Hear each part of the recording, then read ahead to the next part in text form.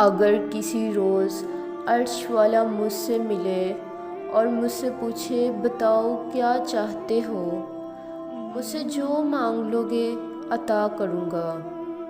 میں سر جھکا کر اسے کہوں گا تو جیسے بھی رکھے گا میں خوش رہوں گا، بس ایک ہستی سنبھال کر رکھنا، تو میری ماں کا خیال رکھنا۔